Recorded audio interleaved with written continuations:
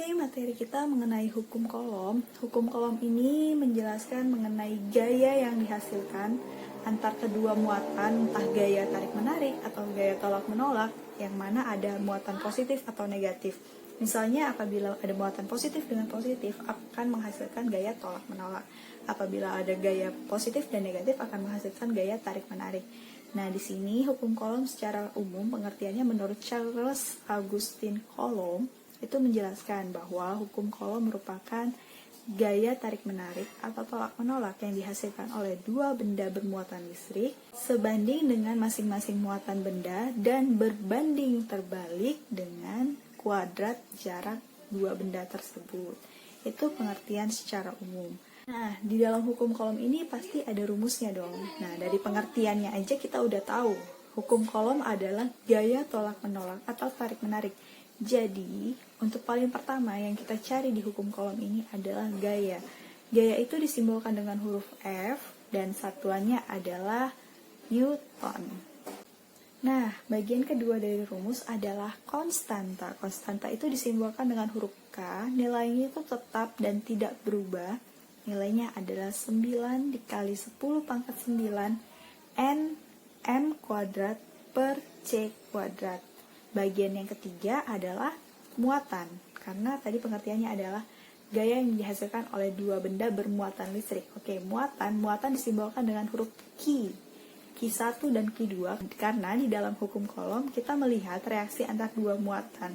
Nah, muatan ini disimbolkan dengan Q1 atau Q2 dengan satuannya adalah C. Dan bagian selanjutnya ada di rumus, yaitu dalam pengertian tadi berbanding terbalik dengan kuadrat jarak antar kedua benda. Nah, dalam rumus berbanding terbalik itu adalah per kuadrat jarak, berarti R kuadrat. Nah, ini untuk mengetahui efek yang dihasilkan antar jarak kedua buah benda itu. Jadi, rumus hukum kolom adalah F sama dengan K dikali Q1 kali Q2 per R kuadrat. Jangan lupa dengan satuan masing-masing bagian.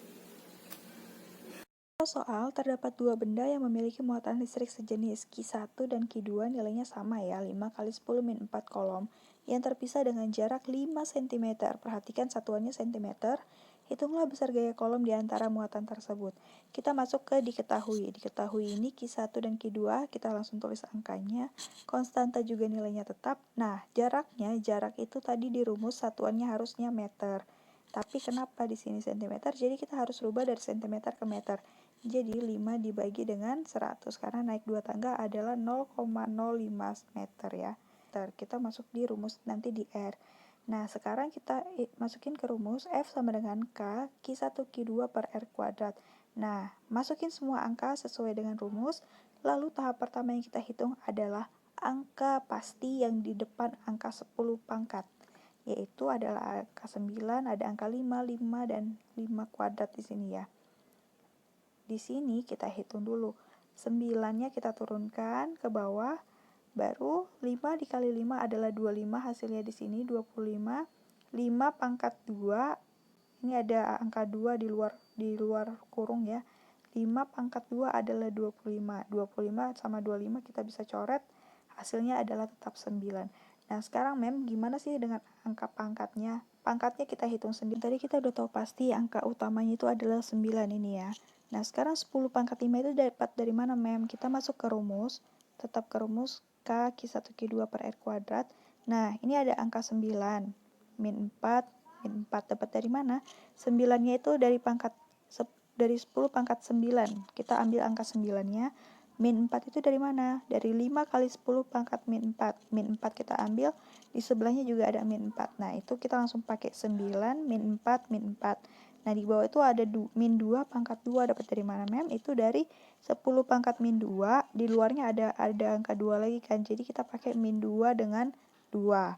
Min 2 pangkat 2. Jadi kita hitung. 9 dikurang 4 adalah 5. 5 kurang 4 adalah 1. Sama dengan 1 per min 2 pangkat 2 berarti min 4. Nah, min kalau naik ke atas jadi positif ya. Jadi menaikkan min 4 ke atas, berarti 1, kalau min kita naik ke atas jadi positif 4. Nah, berarti 1 Nah, hasilnya adalah 5. Itulah hasil akhir dari 10 pangkat yang kita cari. Ini 5-nya ini berarti dia ke sini ya. Nih.